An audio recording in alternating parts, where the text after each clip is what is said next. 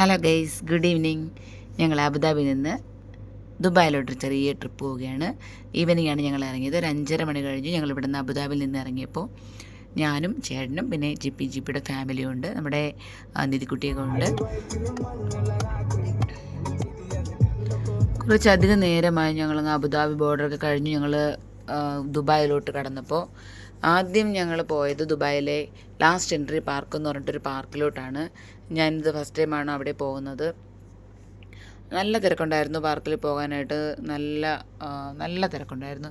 പക്ഷേ കാണാനൊന്നും അധികം ഒന്നും എനിക്ക് ഉള്ളതായിട്ടും തോന്നിയില്ല.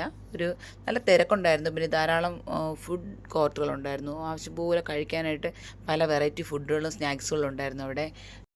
ഞങ്ങളാരും അവിടെ നിന്ന് ഫുഡൊന്നും കഴിച്ചില്ല. കാരണം ആർക്കും വിശക്കുന്ന ടൈമൊന്നും ആയിരുന്നില്ല. കുറച്ച് കാഴ്ചകൾ കണ്ടിട്ട് തിരിച്ചു പോകാമെന്ന് വെച്ചാണ് അവിടെ ഇറങ്ങിയത്.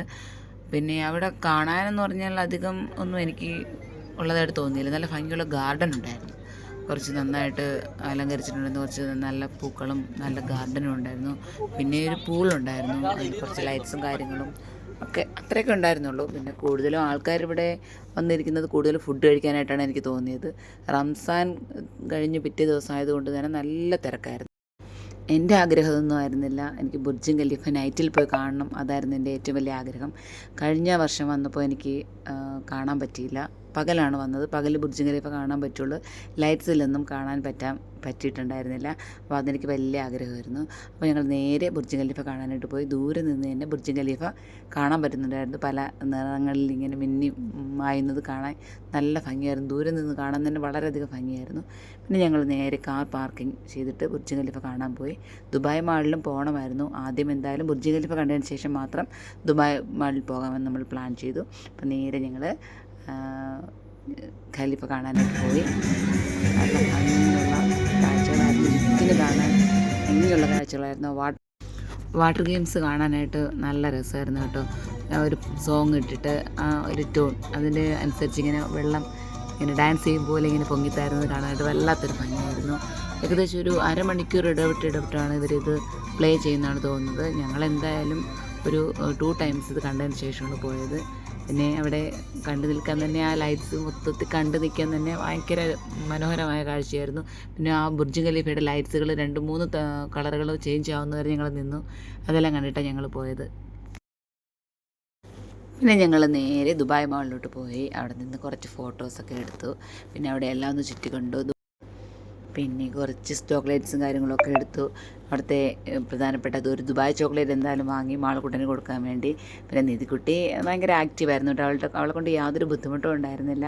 ഹാപ്പി ആയിട്ട് തന്നെ അവൾ കളിച്ച് ചിരിച്ച് നിന്നു. പിന്നെ ഒരു ലോലിപോപ്പിൻ്റെ ഒരു ഷോപ്പ് കണ്ടു. Lollipop മാത്രമുള്ളൊരു shop. നിധിക്കുട്ടിക്ക് വേണ്ടി അവിടെ നിന്ന് മുട്ടായൊക്കെ എടുത്തിട്ടുണ്ടായിരുന്നു. ഫുൾ ലോലിപോപ്പ് കേട്ടോ. കാണാൻ തന്നെ ഒരു വല്ലാത്തൊരു ഭംഗിയായിരുന്നു. ഒരു വലിയൊരു ട്രീ നിറയും ലോലിപോപ്പ് കൊണ്ട് അലങ്കരിച്ച് വെച്ചിരിക്കുന്നതൊക്കെ കാണാനായിട്ട് നല്ല ഭംഗിയായിരുന്നു. അവിടെ ദുബായിൽ വരുന്നവർക്കറിയാം, അവിടെ ആകെ കാണാൻ തന്നെ എല്ലാം അതിമനോഹരമായ കാഴ്ചകളേ ഉള്ളൂ. ലാസ്റ്റ് ഞങ്ങളുടെ വണ്ടി പാർക്ക് ചെയ്തിരിക്കുന്ന സ്ഥലം കണ്ടുപിടിക്കാൻ കുറച്ച് നേരം ബുദ്ധിമുട്ടി. ഫോട്ടോസൊക്കെ എടുത്ത് വെച്ചിട്ടുണ്ടായിരുന്നു, എങ്കിലും കുറേ അധികം ടൈം എടുത്തിട്ടാണ് ഞങ്ങൾ വണ്ടി എടുത്തിട്ട് തിരികെ വന്നത്. നേരെ ഫുഡ് കഴിക്കാനായിട്ട് കയറി. എല്ലാവരും നല്ല വിശപ്പിലായിരുന്നു. ഏകദേശം 12 മണിയോളം ആയിട്ടുണ്ടായിരുന്നു. കുട്ടികളെല്ലാം നല്ല വിശന്നിട്ടുണ്ടായിരുന്നു. പിന്നെ ഞങ്ങൾക്ക് ഇഷ്ടപ്പെട്ട ഫുഡൊക്കെ വാങ്ങി കഴിച്ചു. അതിനുശേഷം ഞങ്ങൾ ബുക്ക് ചെയ്തിരുന്ന ഞങ്ങളുടെ ഹോട്ടൽ റൂമിലേക്ക് പോയി. വൈറ്റ് ഫോർട്ട് ഹോട്ടൽ എന്നുള്ള ഒരു ഹോട്ടലിലായിരുന്നു ഞങ്ങൾക്ക് റൂം ബുക്ക് ചെയ്തിട്ടുണ്ടായിരുന്നത്. ഞങ്ങളുടെ റൂം 5ാം നിലയിലായിരുന്നു, അവരുടെ റൂം 7ാം നിലയിലായിരുന്നു. അപ്പോൾ ഞങ്ങളുടെ റൂമൊക്കെ നല്ല മാസ്റ്റർ ബെഡ്റൂമായിരുന്നു. നല്ല ഒരു ബെഡ്റൂമായിരുന്നു, എല്ലാ സൗകര്യങ്ങളുള്ള നല്ലൊരു ബെഡ്റൂമായിരുന്നു. ഡബിൾ കോട്ടും വേറെ ഒരു സിംഗിൾ കോട്ടും ഉണ്ടായിരുന്നു. പിന്നെ മറ്റെല്ലാ സൗകര്യങ്ങളും ഉണ്ടായിരുന്നു. അപ്പോൾ ഇന്നത്തെ വിശേഷങ്ങളൊക്കെ കഴിഞ്ഞു. അപ്പോൾ നാളത്തെ വിശേഷങ്ങളുമായി ഞാൻ അടുത്ത വീഡിയോയിലേക്ക് കാണാം. അതുവരെ എല്ലാവർക്കും ഗുഡ് നൈറ്റ്, ടാറ്റാ.